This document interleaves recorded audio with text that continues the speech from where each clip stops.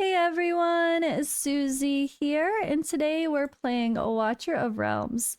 For today's video, we have notices to talk about, we have dev insights, and we have some US migration account information to share.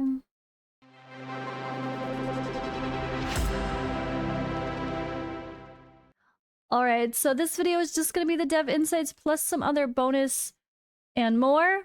I just intended to combine it and I changed a couple things, and I was going to be posting things on different days, but this got pushed back because of other content. So if I say a couple things that don't make sense, that is why. But yes, this is going to be dev insights and more. So let me roll that. All right, so I'm actually recording this at night, the day that this is dropping.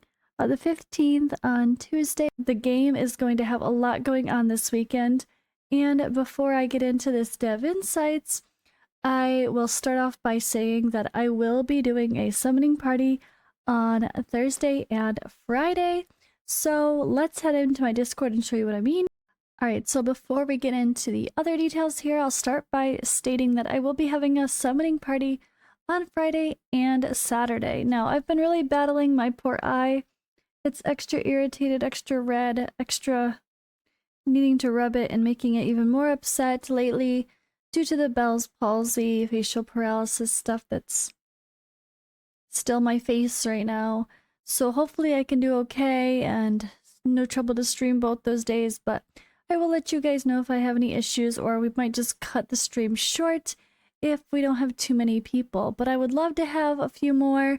We do have a few signed up for Friday and Saturday to do some live stream polls. So of course we have the Honora banner and then the Lyra and Talon banner on Friday.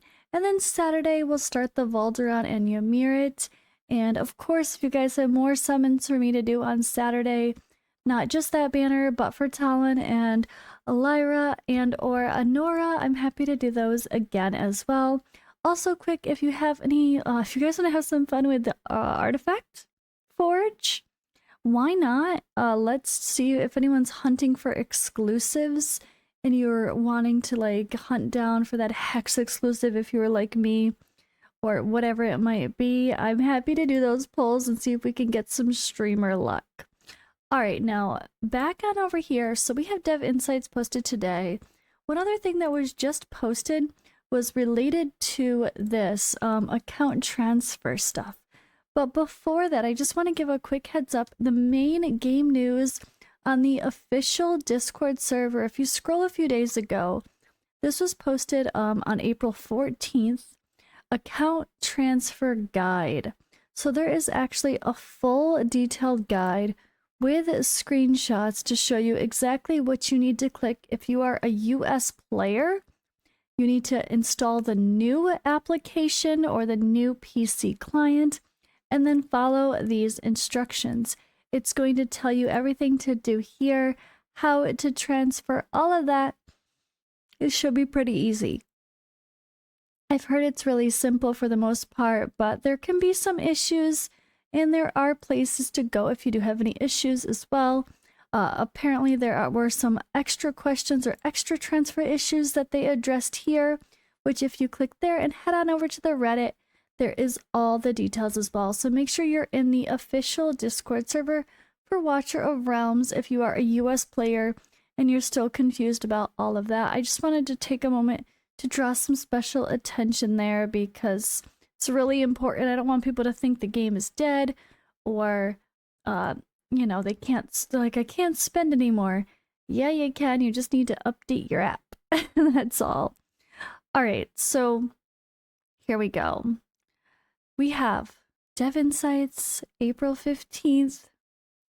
And yeah, I'm going to go through and not go through all of them because usually, you know, I try to be a little bit selective about what we share.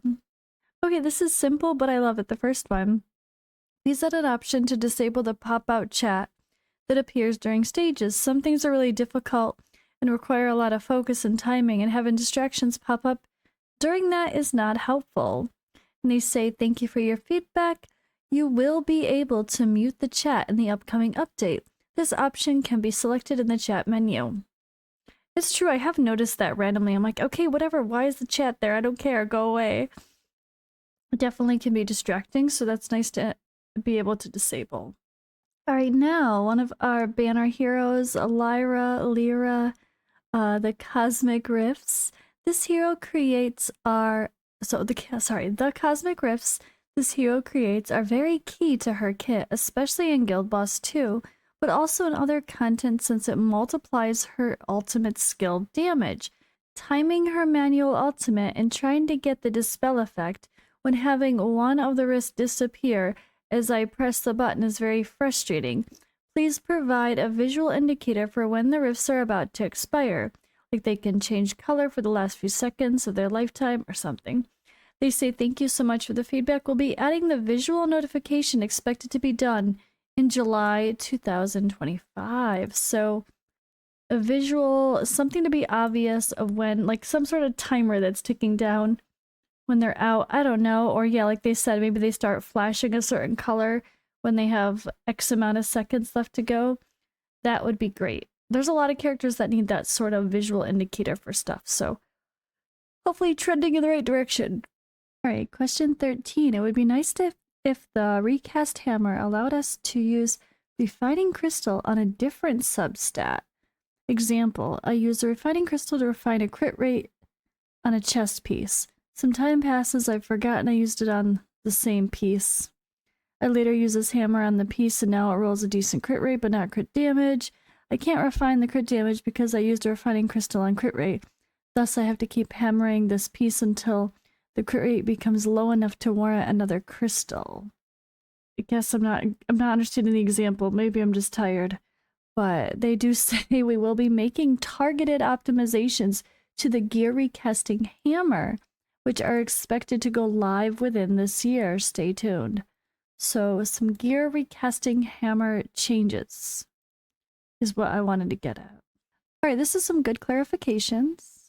So if a clan is tied for Overlord in Guild versus Guild, they finish 38th, they should get Overlord ranking. It doesn't make sense. So they clarify that in Guild Wars, when points are tied, rankings are determined based on the number of wins in the season and the total number of core crystals destroyed by the guild. This reflects the actual performance during the season. We are also considering making these related requirements publicly viewable in future updates. So if anyone didn't know how ties are settled, now we do. Alright, and related to Diaochan, make it so that healers are not considered and don't receive the penetration buff from Diaochan. Only all other classes should be considered. Thank you for the feedback. We've scheduled an adjustment to Diaochan's mechanism in an upcoming update. So this has been requested a lot. I remove all gear, all artifacts function.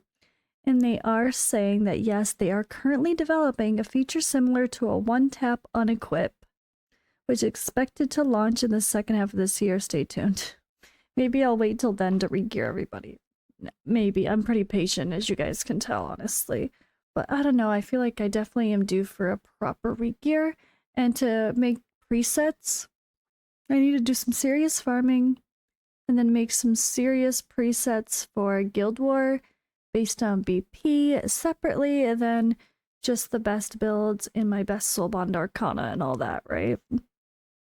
It's hard though, because the more we get into things, the more I need very specific stuff, and I only have so many sets. I never feel like I have enough of anything, or I realize how bad my gear was when I quick sell everything after I update my equipment plan requirements.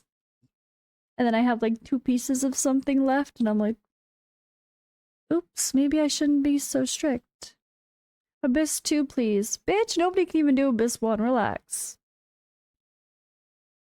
I mean, kidding, not kidding. Thank you for your feedback. Abyss 2 is currently in development and will be released in the future. Stay tuned. Slow down. Alright, and there was this little note here about ingredients, being able to see what you got, like when you're in the harbor. They do say we will be optimizing and iterating on the campsite gameplay in the second half of this year. So some campsite updates at some point. And why is the UI of my camera showing? Has it been showing this whole time? There it goes. Okay. Alright, and I think that kind of covers the main dev insights that give some insight to some updates to come. Alright guys, thanks for hanging out and watching, and I will see you in the next video.